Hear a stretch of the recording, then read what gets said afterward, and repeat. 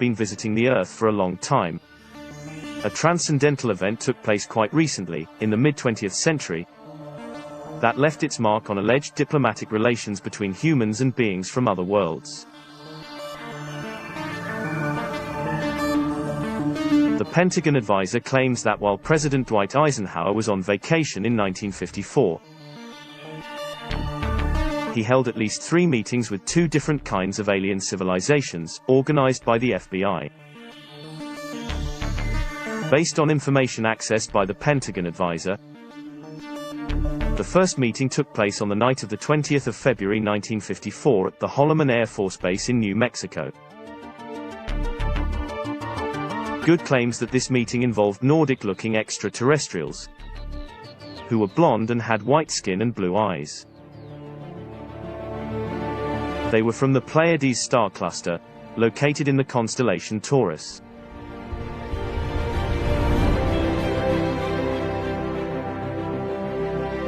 The president, however, was dissatisfied with what these beings were offering, and he rejected drafting an agreement with them.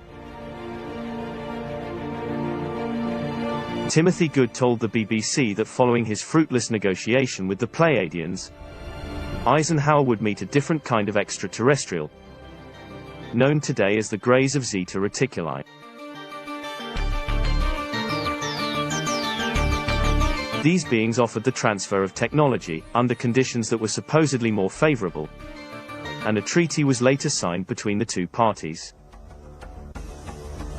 Timothy Good is not the only one to discuss this conjectured event, however.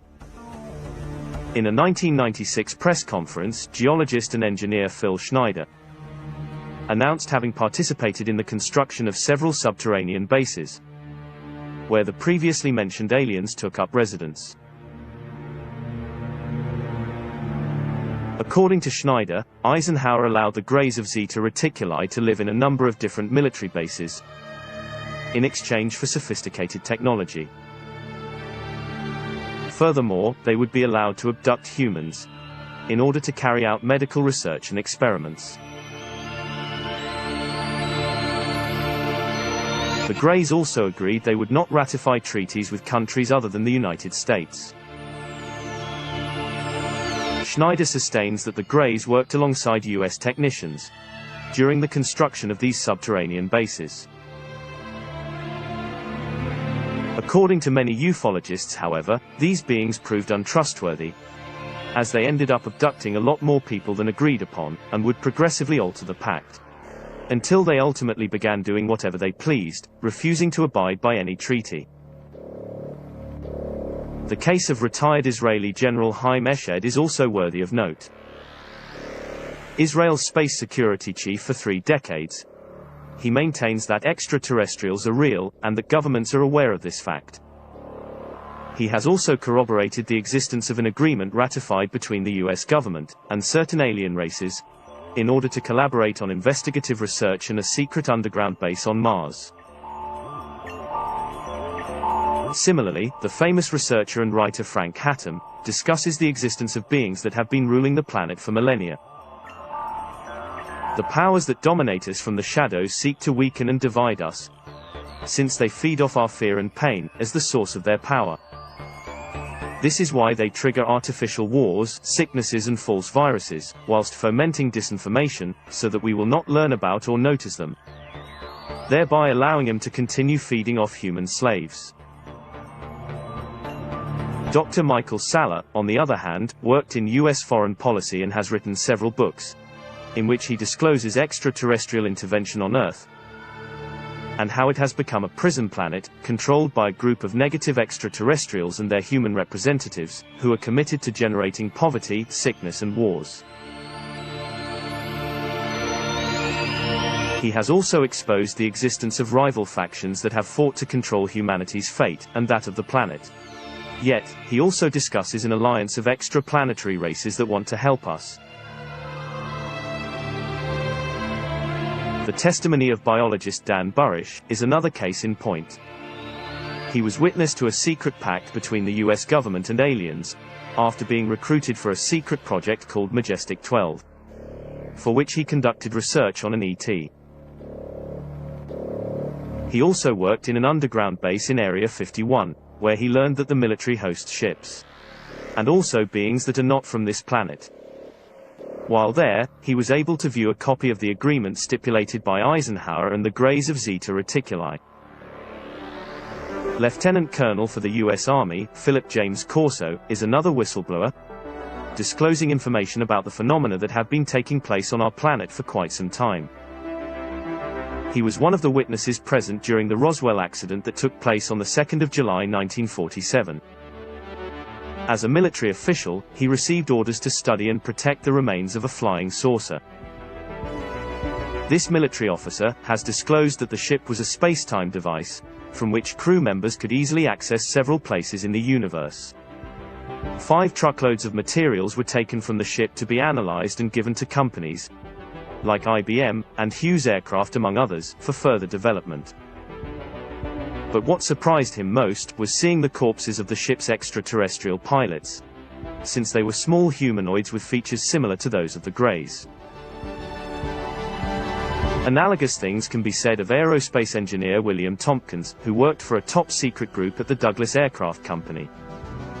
Its mission was to design an anti-gravity spaceship using reverse engineering, obtained through extraterrestrials, and funded using black budget. In other words, these are not accounted for before the US Congress. The US Navy requested the design from him in a covert manner, and he has even presented photographs of a UFO landing on a US Navy aircraft carrier, which confirms their cooperation with extraterrestrial races. He also claims that during World War II, Germany was using ET information to manufacture different extraterrestrial vehicles in considerable numbers, most of which were transferred from Germany to Antarctica before the end of the war.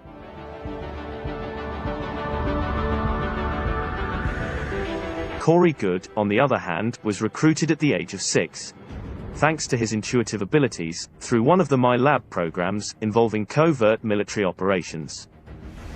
He worked there for more than 20 years. Despite his memories being erased as part of the program, Corey Goode started to remember certain experiences, like when he took part in a meeting with the delegation from Earth, which also involved extraterrestrial representatives from other galaxies and planets. During the event, he was given a transparent tablet, through which images were projected.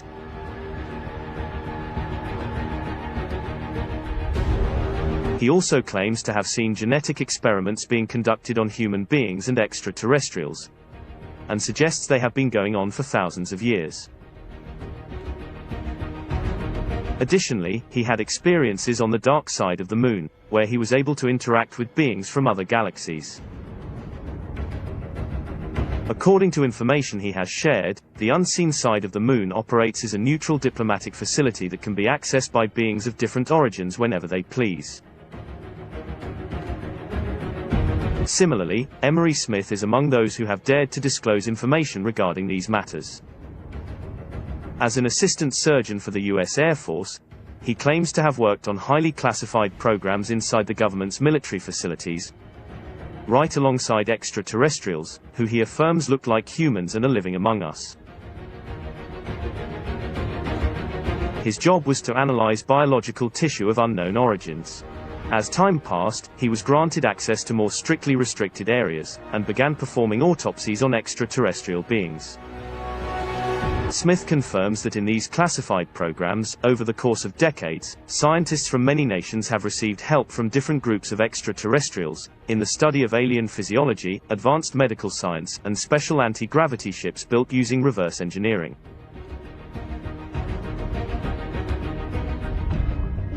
Similarly, the case of William Cooper provides us with details of what was stipulated in the treaty signed between the US government and the Greys. The treaty established that aliens would not interfere in our affairs, nor we in theirs, as well as determining that their presence on Earth would be kept a secret. They would provide the US government with advanced technology, and help with technological training. At the same time, they would be allowed to abduct a limited number of humans periodically, in order to perform medical tests and track our development. As part of the treaty, the alien nation would regularly provide the Majestic 12 group with a list of the humans they had contacted and abducted on a scheduled basis, which would explain why most abducted individuals are US citizens. According to several witnesses who were formerly in the military, Eisenhower and his team did not reach an agreement with the Nordic Pleiadians because the Americans were more interested in obtaining extraterrestrial technology than in getting rid of the Greys, or abandoning the nuclear arms race. With regards to the offer to get rid of the Greys, we know that the Pleiadians actually warned the Eisenhower administration that the Greys were a threat to humanity and should be driven out. This did not happen, however. In fact, they continued working with the Greys and other known races, like the Dracos.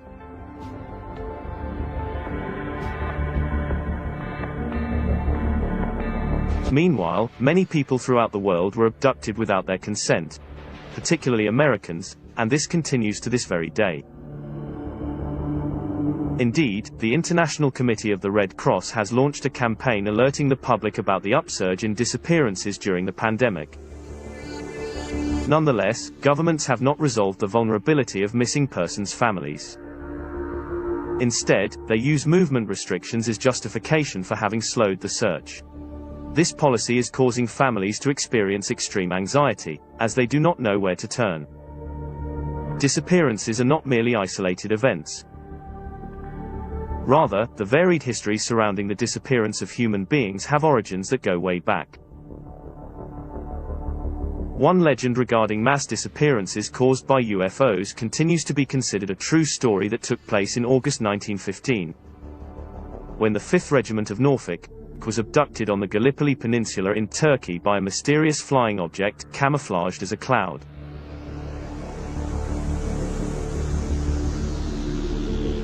Several researchers suggest that the 5th Regiment of Norfolk marched towards a peculiar coffee-colored cloud that landed on the terrain.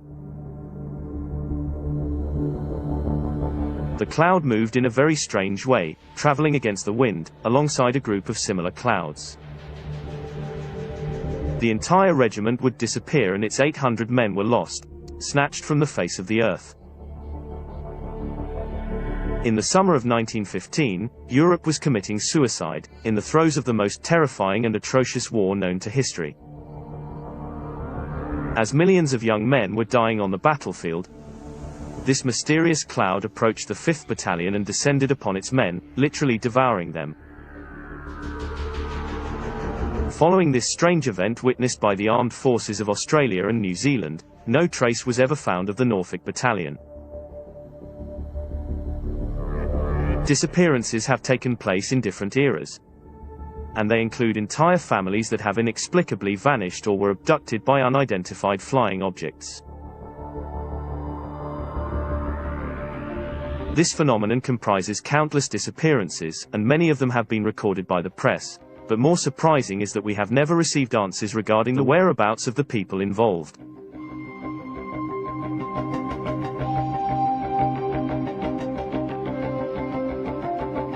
The historic case of 1858 is one such instance.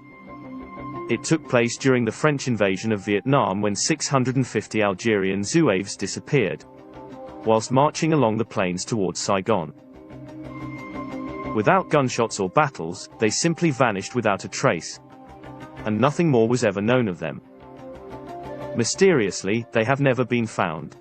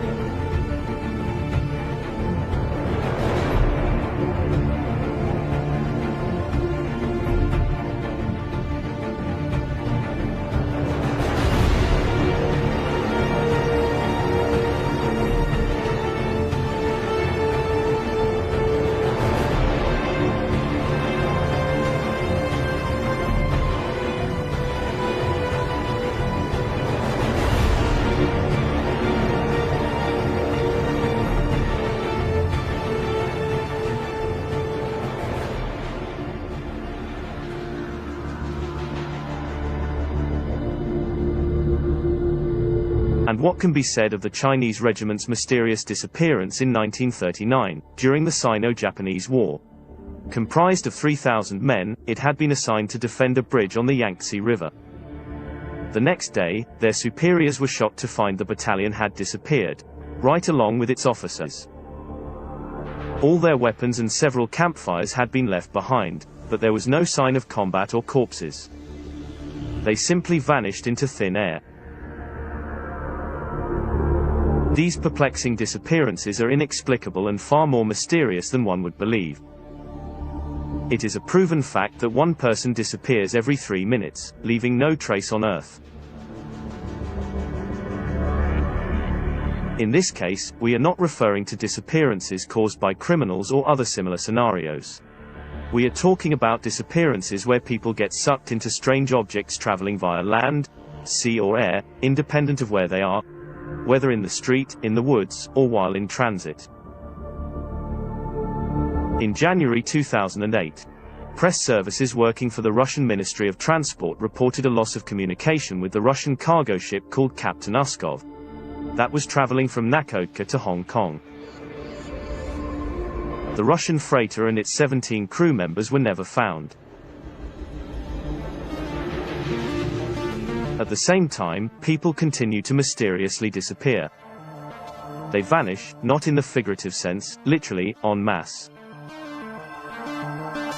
In fact, the population of Russia decreases by 10,000 per month, as people disappear without anyone knowing where they have gone. This adds up to 120,000 annually, and as soon as a group of people disappears without a trace, various versions of the story emerge, and more often than not, they involve unidentified flying objects. Most of the 120,000 people who go missing are men, and judging by the statistics, the majority will never be found again. These people simply vanish. In the USA, for instance, approximately 600,000 people go missing each year. And although many reappear, the vast majority of them have been abducted.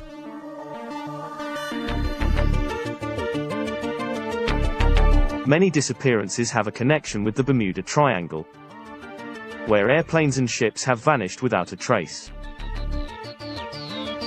Similarly, mysterious disappearances take place in Alaska, where there have been more than 16,000 disappearances since 1988. More shocking still is the fact that no leads, clues, wreckage or human remains are ever found. It is as if a powerful force makes them inexplicably disappear. Such was the case of an Eskimo tribe whose village counted 2,000 inhabitants. They vanished without a trace in the year 1930. A witness called Arnand Laurent and his 2 children noticed a strange flash of light as it flashed across the skies in Canada. According to these witnesses, the light repeatedly changed shape. At times, it was cylinder-shaped, and then it would morph into a huge ball. Their testimony coincided with that of 2 police officers traveling towards Lake Anjikuni, where the Eskimo village of nearly 2,000 people was located. A hunter named Joe LaBelle was on his way there to trade leather and dried meat. But as he approached the town, he was overcome by its strange silence. No smoke was coming out of the hut's chimneys, and he could not hear the usual barking of sled dogs. As he passed by the lakeshore, the hunter saw their boats and kayaks at berth, and when he entered the village, he found it completely deserted. As he went through the gates, he saw the men's weapons hanging in place, which was very strange considering no Eskimo traveler would ever leave his weapons at home. Inside the homes, food had turned moldy in their pots, hung over fires that had gone out some time ago. A half-mended anorak was laying on one of the cots, and 2 bone needles had been left next to the garment. After he informed the Canadian Mounted Police, a search party was immediately organized to explore the village and the shores of the lake. When they reached the deserted village, the police were able to make 2 frightening discoveries. The Eskimo families had not taken their sled dogs with them, as they were still there, tied to their posts. They were covered in snow and had half-eaten each other to avoid starving to death. Lebel found no human bodies, living or dead, nor did he uncover signs of violence. He was also unable to find any trace of the path the people had taken when abandoning their village. Experts on this case deduce that the light Mr. Laurent and his 2 children saw flashing over the area was potentially a UFO, and this could have been a case of mass abduction. This would coincide with the fact that more than 16,000 disappearances have taken place since 1988, as previously stated. It also relates to the triangular UFO sightings that occurred in Belgium the following year.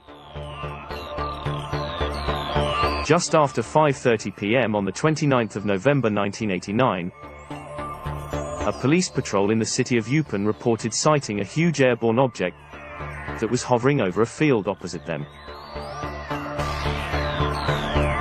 According to their report, it was so bright that it lit up the field as if it were a football stadium. A dark triangular object emitted a low humming sound as it hovered above the police car, irradiating it with a bright beam of light. Throughout the whole of that winter, many people reported having seen that very object. And on the night of the 30th of March 1990, an even more remarkable incident occurred. Thousands of witnesses would see a triangular UFO with bright blinking lights in its center, flying at low altitudes. This mysterious object was flying at very low speeds, around 45 kilometers per hour, but it had the capacity to accelerate to incredible speeds. Witnesses categorically claimed that no Air Force plane would have been able to reach this velocity. In fact, the Belgium Air Force sent 2 F-16 planes that night in an attempt to intercept the triangular ships, as they had been sighted on several NATO radar stations. The jet pilots could see them on their screens, and at times, see them with their naked eye. Despite these F-16s being the world's best interceptors, they were rendered useless by one triangular ship, which could not only accelerate to incredible speeds, it could also stop short in mid-air and shift altitude almost instantaneously.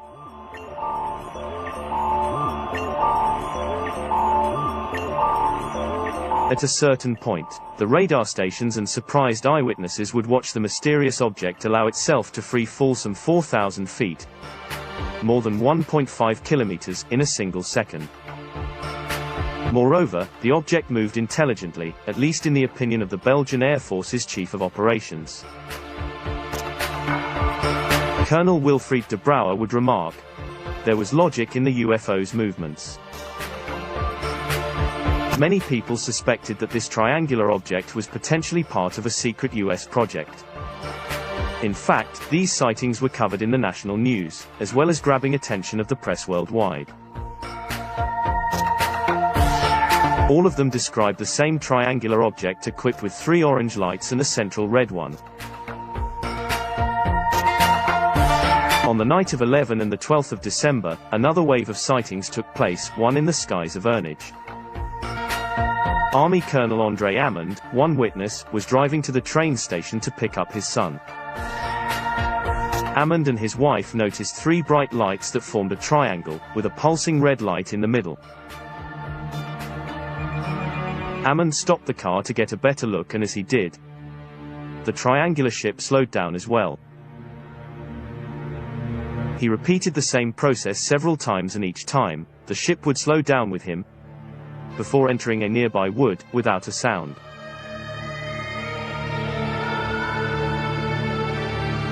Just as he was about to leave, the ship took off at high speed. And Hammond would later say that no man-made object could do what he saw that object do that day.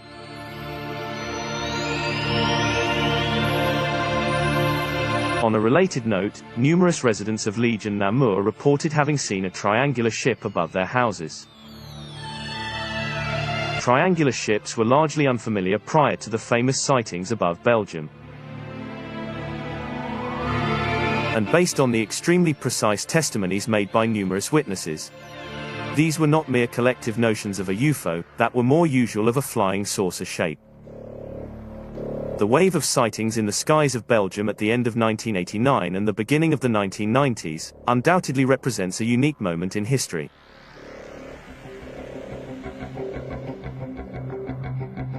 These were aliens, forming part of the secret space program SSP, which together with the military abduction program, MyLab, is in charge of admitting and incorporating sufficient human resources for specific scientific or military missions. This special program comprises of and affects the whole of humanity. Its sinister and dangerous objective is to carry out generalized abductions that are monitored and controlled from Earth and off-planet.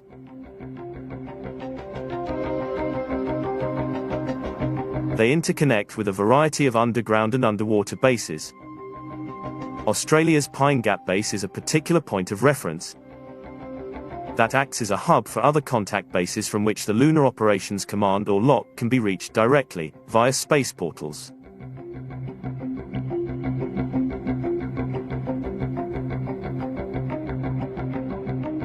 Lunar Operations Command is a huge lunar base station, located on the dark side of our satellite, both above and below ground. It is a proven fact that our moon is a hollow, artificial satellite that was created for a specific purpose.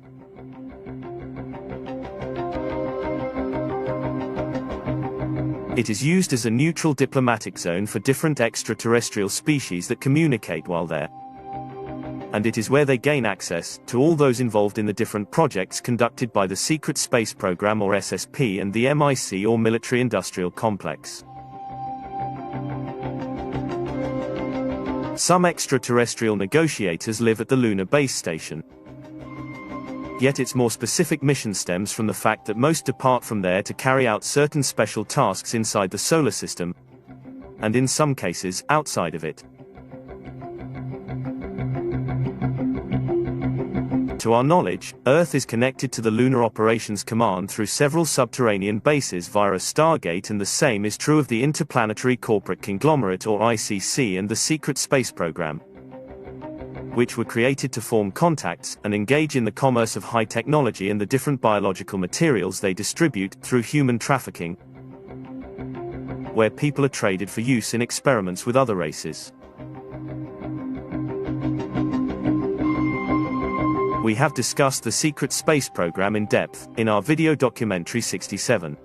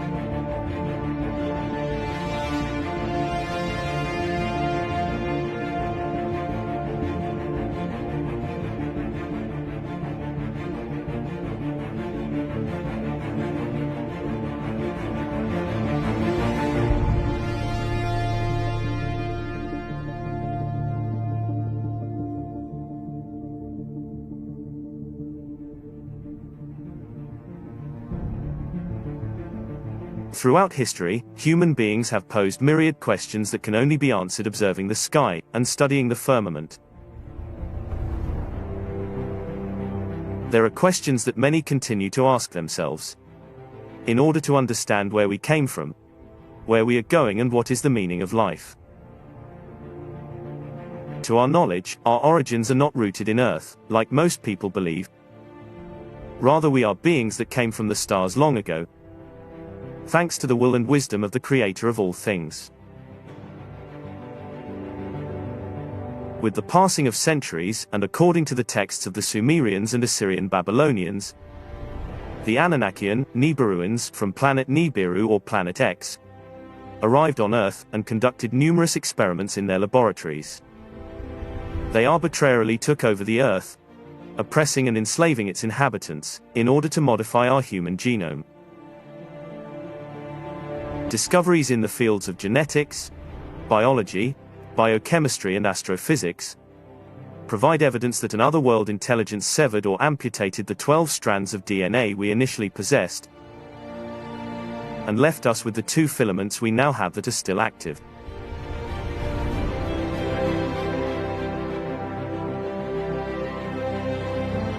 This is how these alien entities and geneticist scientists from the shadows created servile laborers throughout the planet, whilst they disconnected 10 of the 12 DNA strands inside human cells.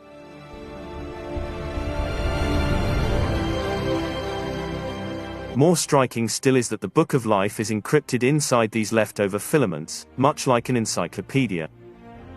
And this demonstrates that nothing inside our genome goes to waste. Modern scientists, taking advantage of people's ignorance, use the label junk DNA, as they do not want us to realize how enormously useful DNA actually is, since it hosts valuable information inside our cells, and we can see this in each person's ability to access this information.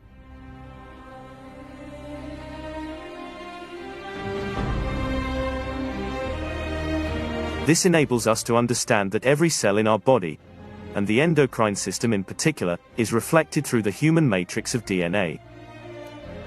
Which means that if our DNA is activated, we will be able to acquire new levels of knowledge because its origins lie in the universe itself.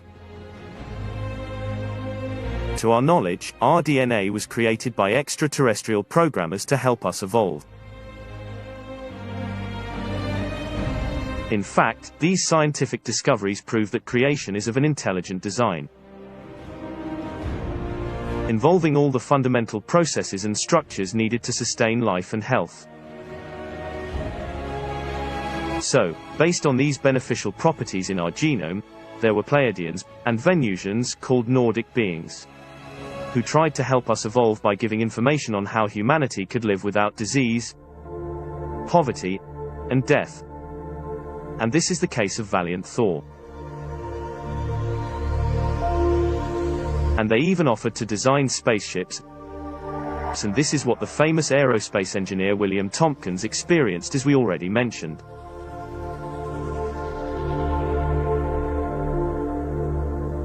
However, the US government rejected these offers, and they continued to collaborate with the Greys and continued their technology and arms race. Despite this fact, the previously mentioned influence on collective thought. Ultimately, the committee recommended that public opinion be controlled via a program involving espionage and official propaganda designed to discredit the issue. In this way, UFOs became a matter of national security, as the people's interest in reported UFO sightings was creating public hysteria.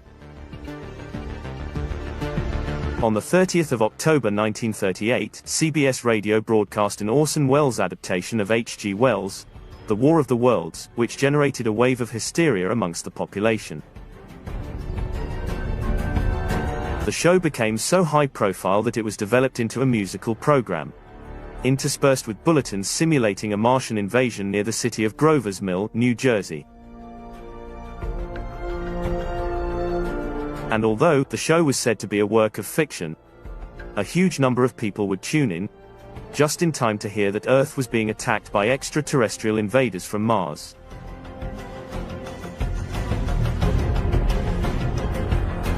A state of terror-stricken panic took hold of a portion of the population, and as such, people still believe that all extraterrestrials are warmongering invaders. Another unusual incident took place, again in the United States. In the midst of World War II, on the night of the 24th of February 1942, a globe-like flying object was sighted which, according to the press, was a new Japanese weapon.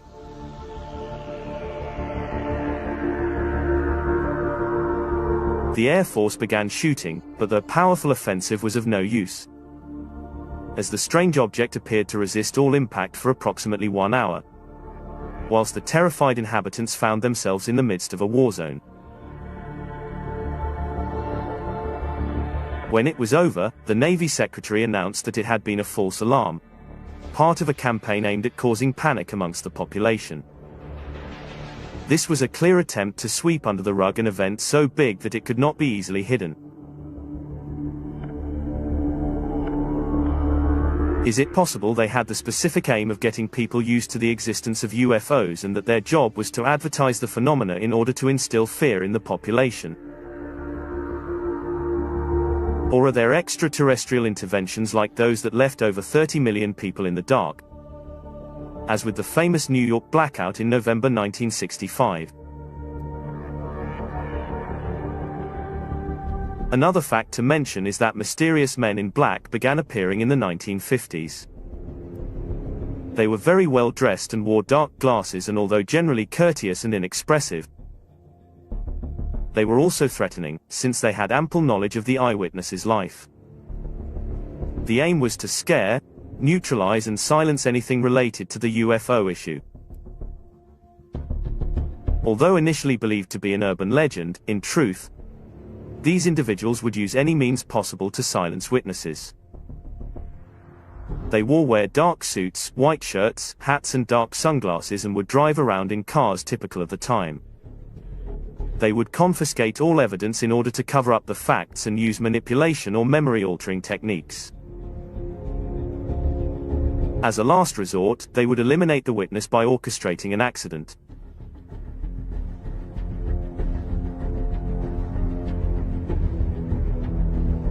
These strange men in black would appear out of nowhere, and, obviously, no one knows who they actually were or if they were agents working for the shadow government, on a mission to frighten all those with evidence linked to the sighting of extraterrestrial ships.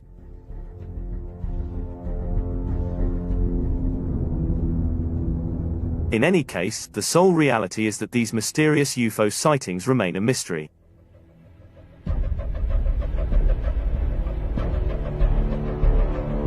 Indeed, this is why they were called Men in Black. They would silence UFO witnesses and appear at certain times to dismantle UFO-based evidence brought forward by any number of eyewitnesses.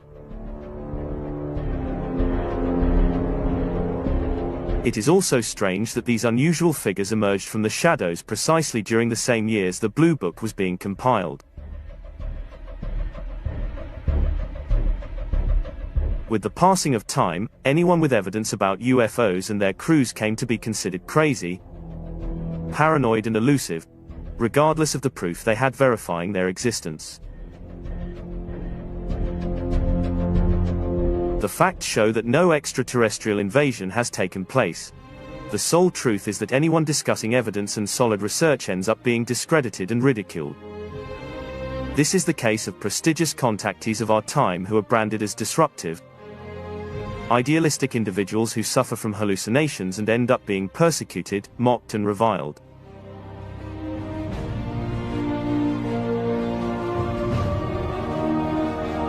Nonetheless, countless testimonies have been given over the years,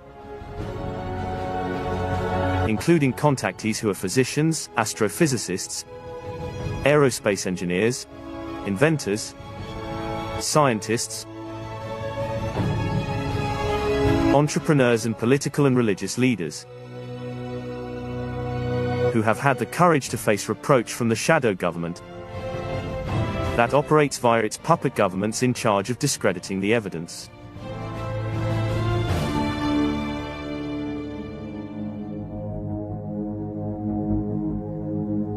Such is the case of Canada's former defense minister, who claims that different extraterrestrial races are living amongst the population and have been collaborating with the US government for a long time. The president of Kalmykia is another case in point. This small republic was formed after the disintegration of the USSR, and it is now part of the Federation of Russia. He is a billionaire, a Buddhist and director of the International Chess Federation, and he recognizes that he has had contact with aliens. Furthermore, in the 1970s, then Prime Minister of the Caribbean island of Grenada, Sir Eric Gairy, claimed that UFOs were real and that extraterrestrials were visiting us. In order to raise public awareness, he urged the UN to create an international agency that would acknowledge and seriously investigate the issue. Nonetheless, Sir Eric Gairy would come up against the skepticism produced by his ideas. I know that flying saucers exist because I saw one 3 years ago. UN diplomats are going to think I am crazy for saying this, but I am convinced that people from outer space are studying us and that many live among us, as Earthlings.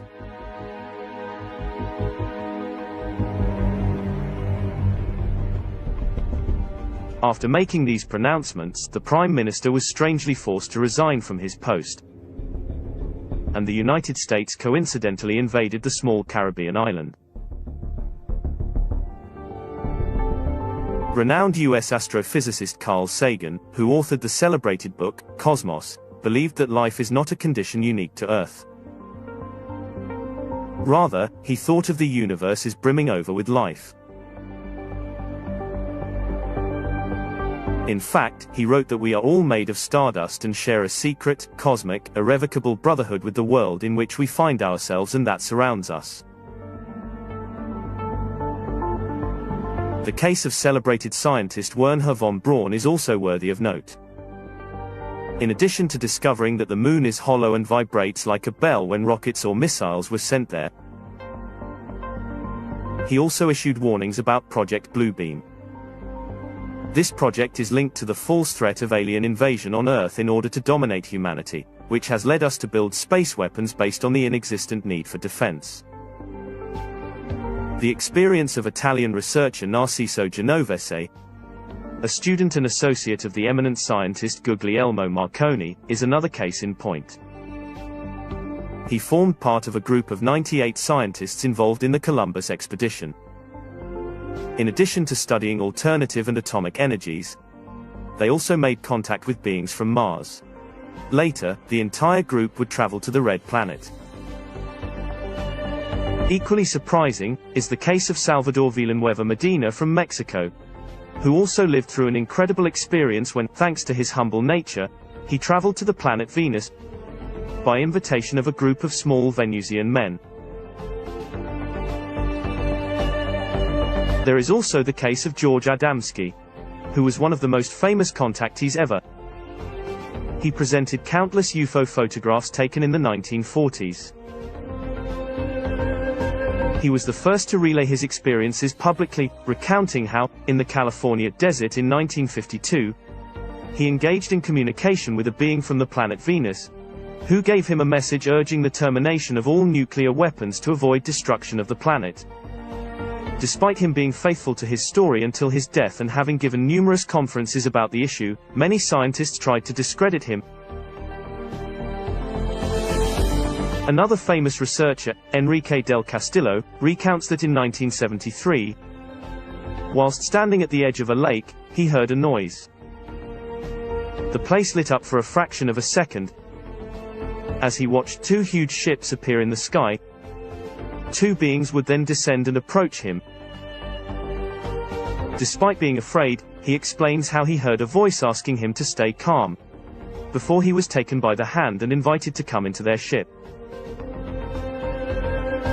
These beings communicated with him telepathically. He later underwent a process by which his body was cleaned. Both individuals had blonde hair, light eyes and a delicate nose and mouth. These tall people were beings from the Pleiades, and they would share incredible knowledge with him over the course of several years, warning him about the problems threatening the planet.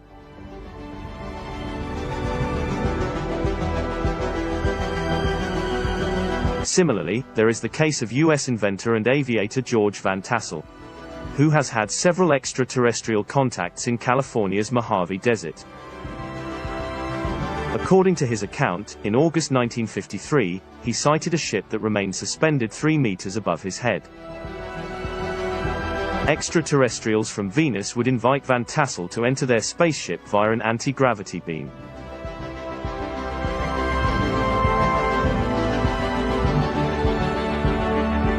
While visiting the ship, Van Tassel received instructions on how to build a machine that would rejuvenate human cells using natural energy found in the atmosphere. It was a device they called the integratron.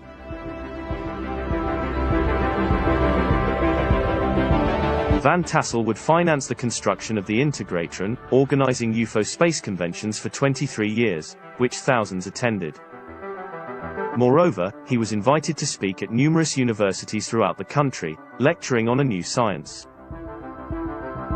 He wrote 6 books on the knowledge he received during his off-planet experiences with extraterrestrials. However, in January 1978, he announced the device was 90% finished and that he was going to try it himself.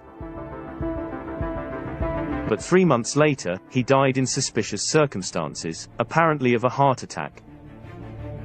Because Van Tassel was healthy at the time and he did not suffer any warning signs of a possible heart attack.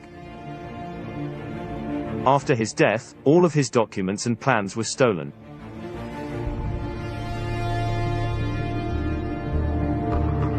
There is also the case of US physicist Bob Lazar, who confirms that he worked for a restricted sector of the Area 51 secret base in the Nevada desert, which is dedicated to the study of reverse engineering extraterrestrial ships. In 1989, he entered a hangar where he saw 9 flying discs of extraterrestrial origins and the bodies of several non-human beings. During interviews, he has explained how the government was trying to decipher the technology used in these ships. He even went inside one of them and everything he saw inside was of extraterrestrial origin. Despite the many details he shared with the press, he was later discredited. And although no one believed him, over time, the data he provided has proven to be accurate.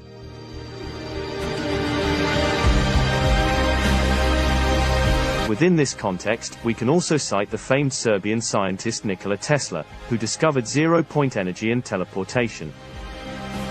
He also published an article entitled Talking with the Planets, where he confirms having detected radio signals from other worlds.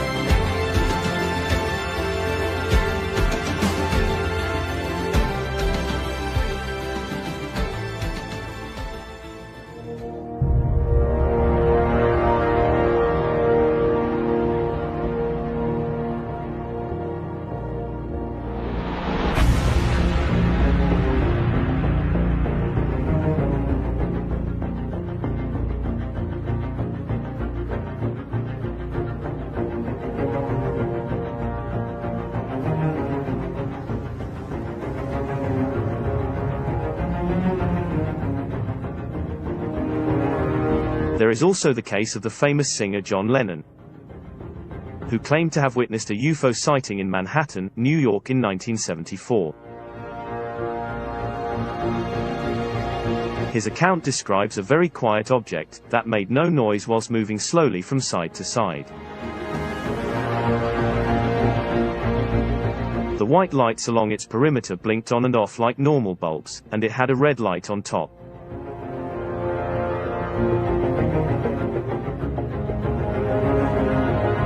Inspired by his sighting, John Lennon actually drew a picture of the UFO while sketching ideas for the cover of his album Walls and Bridges. In this sketch, the flying saucer he spotted over New York City bears the letters UFOER. He even mentions it in one of his songs, yet he did not discuss the incident again, for fear of being ridiculed by the establishment and the press of the day. That would not be his only sighting, however. He told a friend that on another occasion, some very powerful lights entered his room. He then saw 4 slim figures who proceeded to nudge him towards a tunnel of light. They showed him his life, as if it were a film. Then, they gave him a strange metal ball that was smooth, heavy and egg-shaped, but which he later got rid of. More striking still is that the celebrated singer was later assassinated. Like many other writers, astronauts and military personnel involved in UFO issues that enshroud unrevealed mysteries and strange disappearances.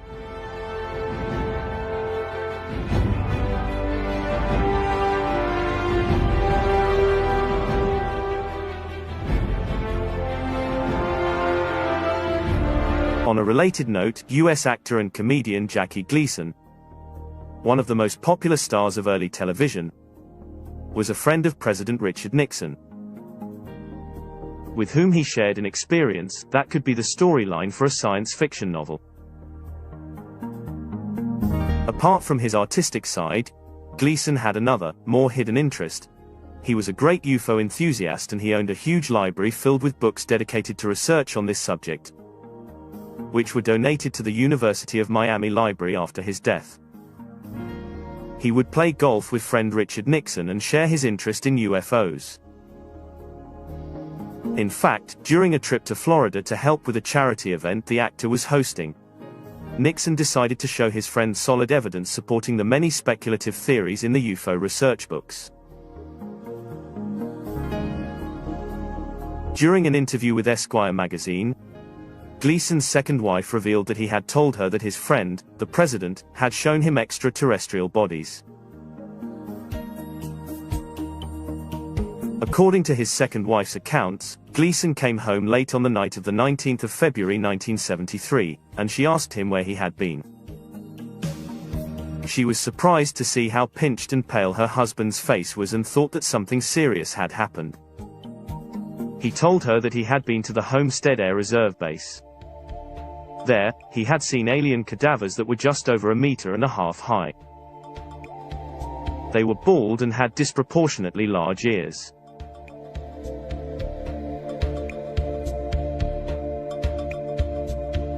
Gleason was very shocked by what he had seen, and believed the bodies had come from a ship that must have crashed not far from there. Richard Nixon was known as a UFO enthusiast. He always wanted to learn about the existence of extraterrestrial cadavers, and to know if it was certain that the military was truly implicated in this matter. Nixon gave his friend and aide Jackie Gleason special permission to visit the secret base in Florida. Gleason recounted that several armed soldiers escorted him to a solitary building inside the enormous base, and what he saw there left him amazed. The embalmed bodies of 4 small humanoid men lay on sheet metal. They were 70 centimeters tall, and had small heads with big ears. When he arrived home, despite being shaken by these impressions, he told his wife what he had seen, making her swear to keep it a secret. And although this is an open secret, he always refused to talk about it. Then, in 1987, he would take that secret to his grave. Nixon was not the only president with a connection to extraterrestrial issues, however. His successor to the Oval Office, Jimmy Carter, acknowledged having sighted an unidentified flying object in 1969, when he was running for governor of Georgia. Carter described the event to the National Enquirer in 1976. "I am convinced that UFOs exist, because I've seen one," he cites. "It was very peculiar looking. There were about 20 of us who saw it. It was the darndest thing I have ever seen. It was big, it was bright, it changed colors. And it was about the size of the moon. It was in view for about 10 minutes. None of us could imagine what it was. I am convinced that UFOs exist because I've seen one." During the electoral campaign that would lead him to the White House, he announced his intentions. "If I become president, I'll make every piece of information this country has about UFO sightings available to the public and scientists."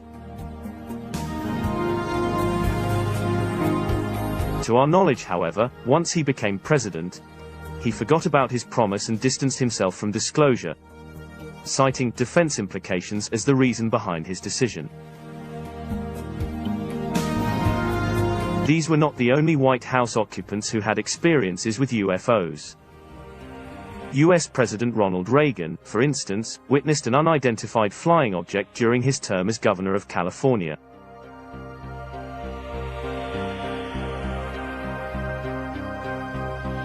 While traveling, the Republican leader spotted a strange luminous craft from the airplane window. It moved towards and away from the plane at very high speeds, before suddenly disappearing some time later.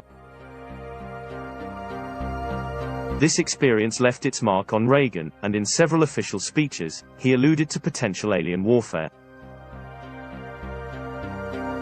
A number of years earlier, John F. Kennedy and Nikita Khrushchev had contact with beings from space. These extraterrestrials are said to have intervened to resolve the global Cuban crisis in 1963.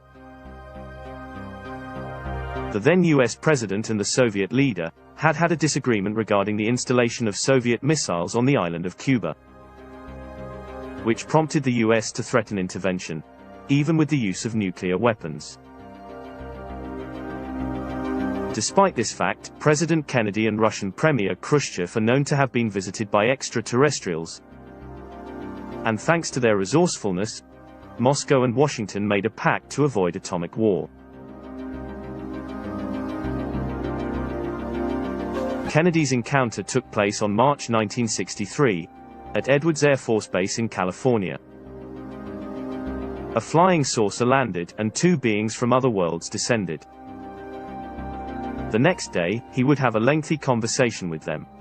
They agreed upon the deal he would make, to circumvent devastating nuclear war. What most concerns extraterrestrials who want to help humanity is to prevent the destruction caused by nuclear warfare. And that is why they often find themselves having to deactivate nuclear missiles stored in various military bases. Captain David Schindele provides an account of what took place at the Minot Air Force Base in North Dakota, home to an intercontinental US missile. As he told his chain of command, he and others sighted UFOs while they watched the inexplicable shutdown of missiles. Despite this fact, they were ordered to keep quiet for the rest of their lives about what they had seen. Similarly, famed UFO researcher Stephen Bassett has confirmed that several unidentified objects easily controlled nuclear systems and have deactivated our nuclear weapons on multiple occasions. Bassett is one of the first to mention extraterrestrial interest in the threat of human military activity. But others have also addressed the same issue. In 2008, Bob Jacobs, former lieutenant of the US Air Force, made a shocking announcement about a beam of light that illuminated a nuclear warhead during missile testing in 1967. He would recount the incident during a CNN interview with the recently deceased Larry King. In 2010, a huge cylinder-shaped UFO was sighted over the Francis E. Warren Air Force Base in Cheyenne, in the state of Wyoming. This coincided with the deactivation of 50 nuclear missiles, whilst communication systems were simultaneously interrupted. Perhaps the serious potential risks involved prompted former U.S. Senator Harry Reid to mention numerous cases in which military personnel working in nuclear facilities reported seeing UFOs on site at the end of 2020. These objects' direct interference disabled launching systems, which resulted in a security crisis.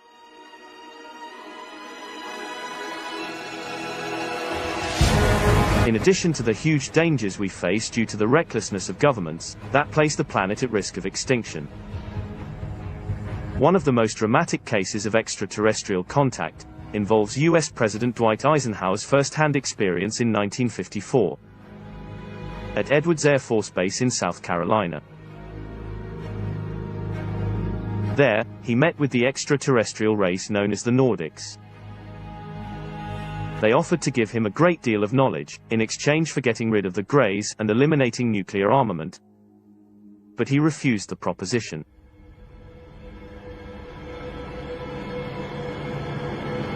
Later, he made a pact with the Grey race, so that they could abduct human beings, and use them for a variety of genetic experiments, in exchange for providing the United States of America with avant-garde military technology. He would ultimately sign a secret treaty with them at Holloman Air Force Base in New Mexico.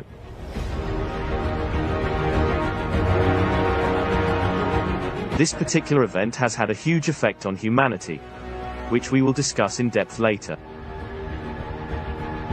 It is also very striking that Pope John XXIII had several physical encounters with extraterrestrial beings as well, one of which was very unique and well documented. It took place at the Pope's summer residence at Castel Gandolfo in 1961, 2 years before his death.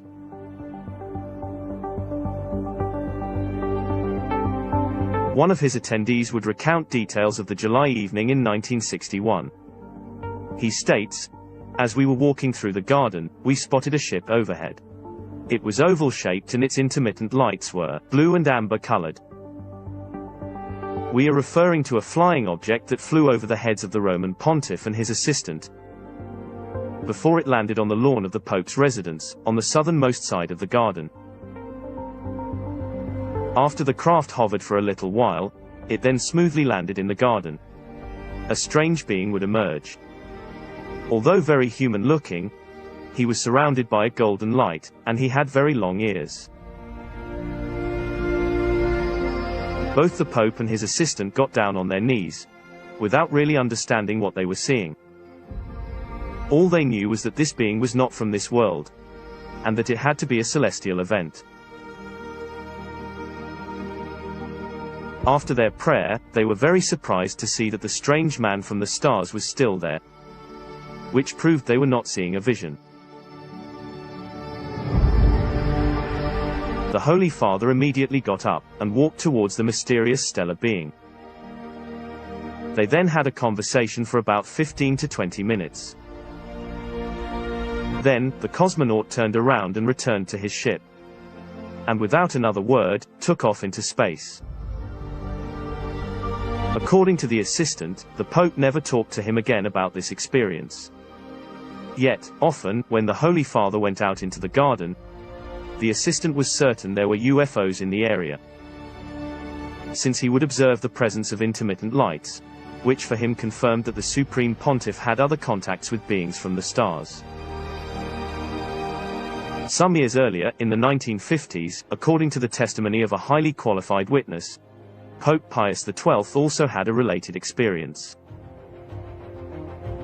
A report written by Cardinal Tedeschini describes the occasion. He cites that the Supreme Pontiff appeared to be very troubled and excited.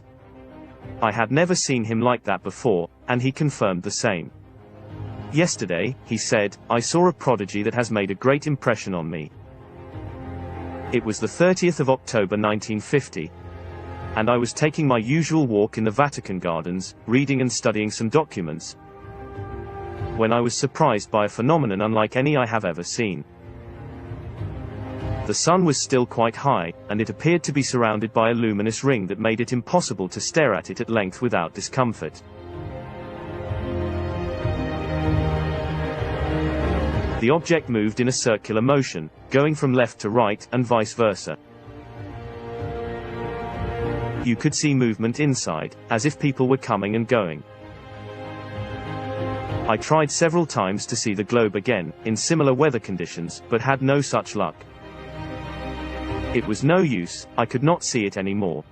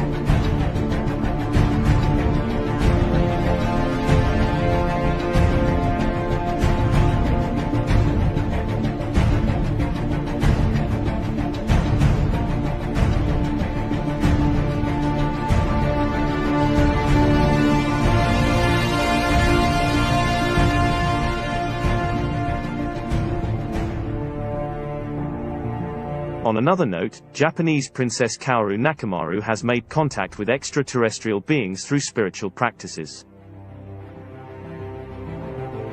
They told her about the Earth's entry into the rings of the Sun Alcyon, explaining its photonic energy, including the changes it causes, and how we can prepare for them. There is also the experience of Japan's First Lady, Miyuki Hatoyama, wife of Japanese Prime Minister Yukio Hatoyama, who served from 2009 to 2010. In her book Most Bizarre Things I Encountered, she describes having traveled to Venus in a UFO. 66-year-old Miyuki claims her experience happened many years ago. Similarly, Prince Hans Adam II, Liechtenstein's head of state, has thought for decades that extraterrestrials regularly visit the Earth. Despite their countless articles, the national and international media have ignored the fact that Hans Adam II, Liechtenstein's head of state, has funded international UFO research for decades, fostering close ties with individuals like US entrepreneur and UFO researcher, Robert Bigelow.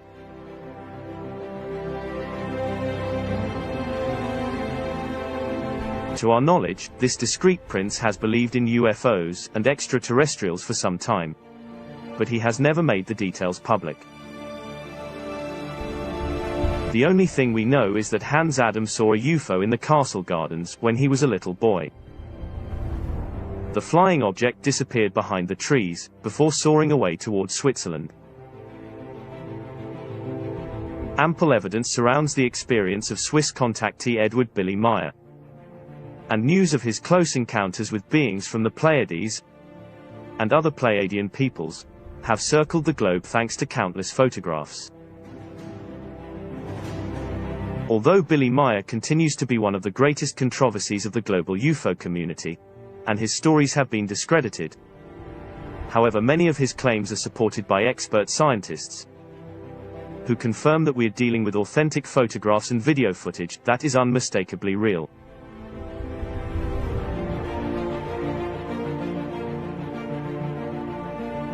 Humanity has been denied